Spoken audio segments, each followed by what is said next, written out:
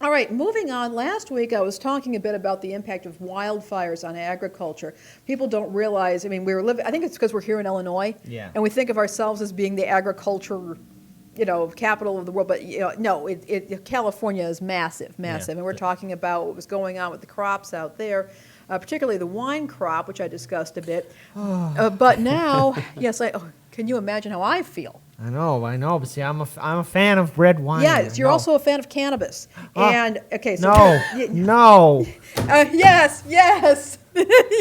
What happened? Well, No comment. the cannabis crops are being affected by this, and one of the problems, it's not actually clear as to what's going to happen because we don't have enough research to know how everything's going to be affected by this. Or maybe they did the research, but then because of the smoke, they all forgot it. Well, here's the problem. There's cannabis flowers are sticky, so apparently, according to Civil Eats, traces of toxic chemicals in ash or smoke can carry additional concerns. Okay, well, see, this is why we got to stop climate change, okay? All right, look, I ask very little from this world. All I ask is to be left alone, enjoy my time here on this planet for however long I am, but make sure, look, I can enjoy some good things, like a nice glass of red wine, a nice steak dinner, some coffee, and yes, dare I say it, some cannabis too, but oh no, we had to give mine to big oil, and now the whole planet's on fire. I ask for so little. So little. I'm going to reach out to chat with the Heller Kit Cannabello. Yeah. That's great. So here, I love... Ooh, that's a good product name. There we go. I can put my face on that. all right, so this is what we have here. We know that Oregon State University's Global Hemp Innovation Center is, working on this. There's going to be a smoke effects working group is being formed.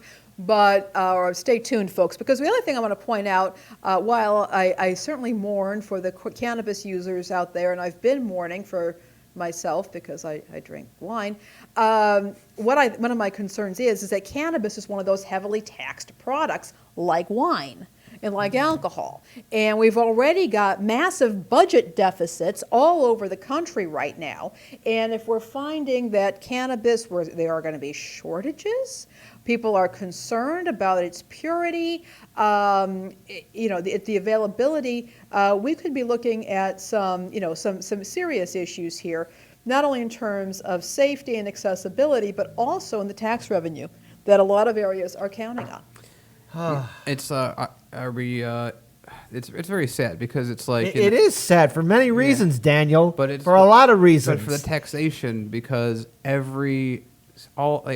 Illinois is hit with this. Everyone is running out of money because they don't have sales tax that they can use anymore.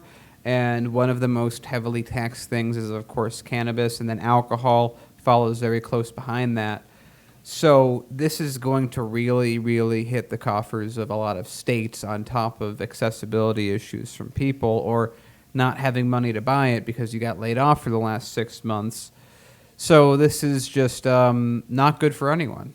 No, it isn't. And as I pointed out last week, remember there are tariffs now on European wines.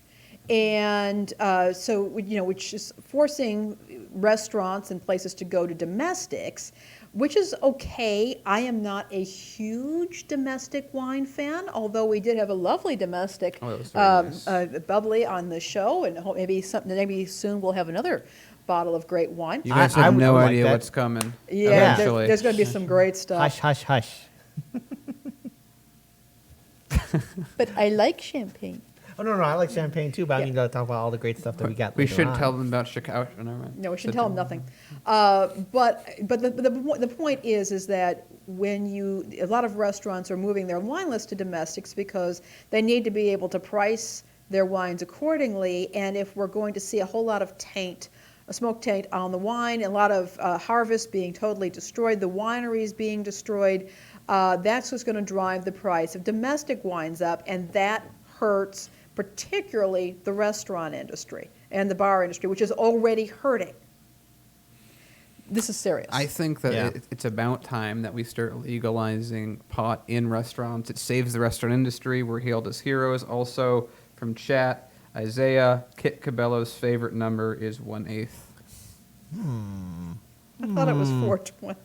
That's another. They're all in the same family. Look. I love all numbers equally because here on this show, I don't discriminate against numbers because all numbers all add up the same way in the end. Well, what?